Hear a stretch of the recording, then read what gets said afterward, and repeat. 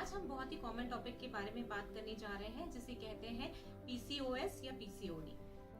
Polycystic ovarian disease या polycystic ovarian syndrome ये एक हार्मोनल डिसऑर्डर है या आप कह सकते हैं एंडोक्राइनोपैथी है in females in reproductive age group में। ये मोस्ट कॉमन एंडोक्राइनोपैथी है और इसका इम्पोर्टेंस यह है कि ये ना ही सिर्फ केवल रिप्रोडक्टिव एज ग्रुप को अफेक्ट करता है बट ये सारे फेजेस ऑफ लाइफ में वुमेन के अफेक्ट कर सकता है। चाहे आप यंग एज में हो, चाहे आप रिप्रोडक्टिव एज ग्रुप में हो या चाहे आप ओल्ड एज या पेरीमेनोपॉजल एज ग्रुप में हो, सारे केस में आपको पॉलीसिस्टिक ओवेरियन डिजीज अफेक्ट कर सकता है। अगर आप यंग हैं तो हो सकता है आपको एक्ने की प्रॉब्लम हो, हर्सुटिज्म की प्रॉब्लम हो या आपके पीरियड्स इररेगुलर हो सकते हैं। अगर आप रिप्रोडक्टिव एज ग्रुप में हैं तो पीरियड्स इररेगुलर होने के साथ साथ हो सकता है आपको प्रेगनेंसी लेने में दिक्कतें आ रही है, आपको कंसीव करने में दिक्कत आ रही है।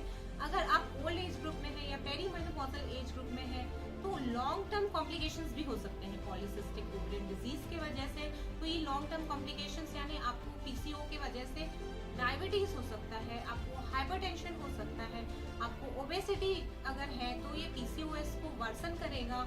और किसी पेशेंट को अगर उन्होंने ध्यान नहीं दिया तो पीसीओएस की वजह से उनको एंडोमेट्रियल कैंसर तक हो सकता है। तो पीसीओडी बहुत ही इम्पोर्टेंट है, आपको इसको अवेयर होना इसके टॉपिक के बारे में जरूरी है क्योंकि यह एक फेज ऑफ लाइफ को अफेक्ट नहीं करता, ये आपके सारे फेजेस ऑफ लाइफ को अफेक्ट करता है। और आप अगर इसको कंट्रोल में रखेंगे, आप अगर इसको नियमित रूप से इसमें ध्यान देंगे तो आपको पीसीओ के वजह से कोई कॉम्प्लिकेशंस नहीं होंगे।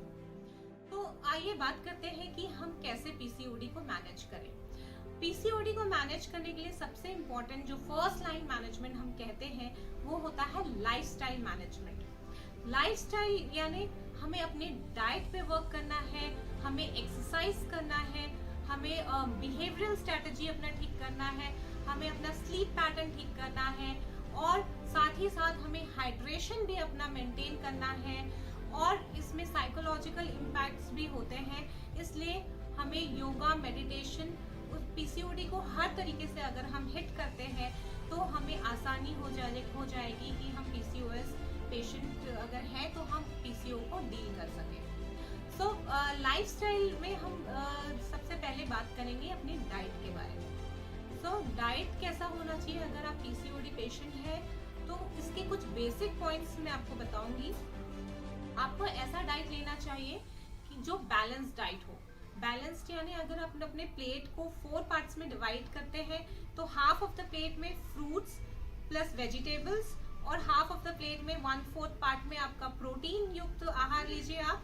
जो बचे 1/4 है उसमें कार्बोहाइड्रेट और फैट्स और डेयरी प्रोडक्ट्स आ जाते हैं। तो हम अगर डाइट कह रहे हैं तो सबसे पहले हमें अपने पीसीओडी में वेट रिडक्शन के लिए डाइट को कैलोरीज को कट डाउन करना होगा। कैलोरीज कट डाउन यानी हमको डेली बेसिस पे 500 से 1000 किलो कैलोरीज हमें कट डाउन करना है।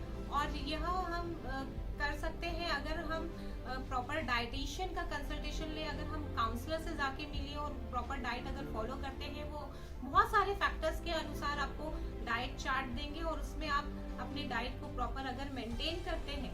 स्पेशली आप इवनिंग में ज्यादा हैवी लोड वाला आहार मत लीजिए।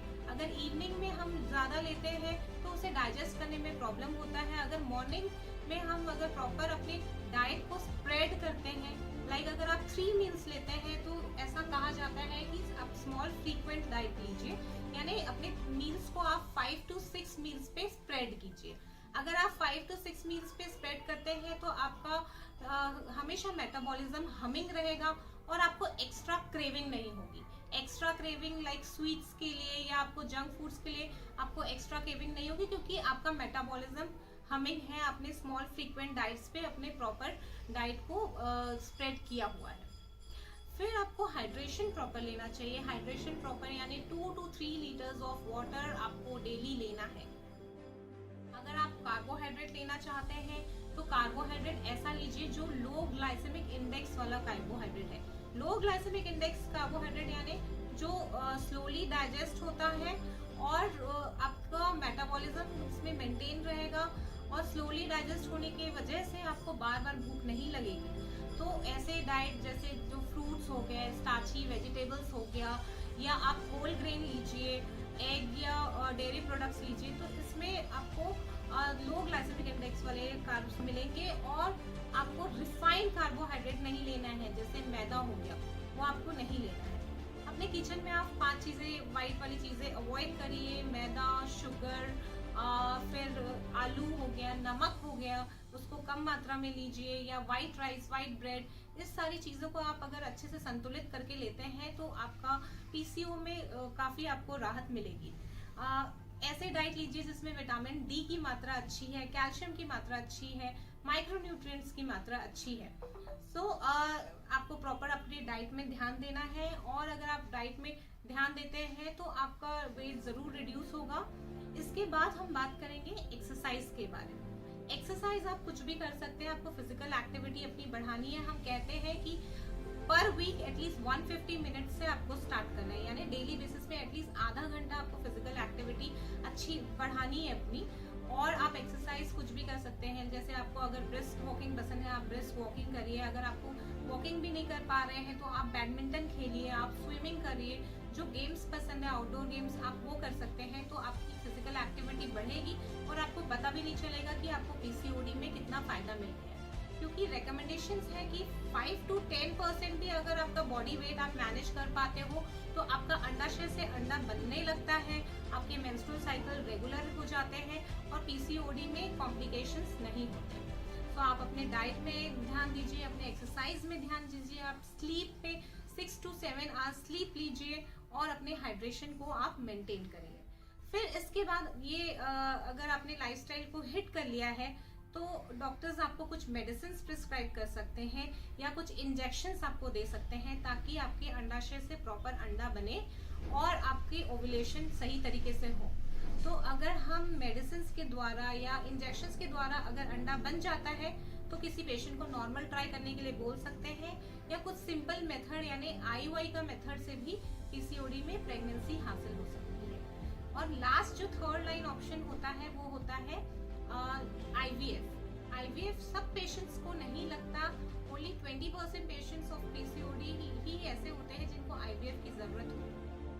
और इसके अलावा हम कुछ पेशेंट्स को सजेस्ट कर सकते हैं लैप्रोस्कोपी के द्वारा अपने अंडाशय में जो एक्स्ट्रा सिस्ट बन गए हैं उसकी ड्रिलिंग के लिए।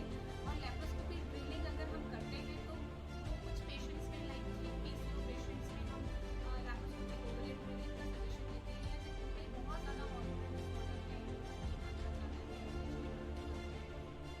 हम दूरबीन के द्वारा भी अंडाशय में जो सिस्ट बन गया है उसको हम क्लियर कर सकते हैं।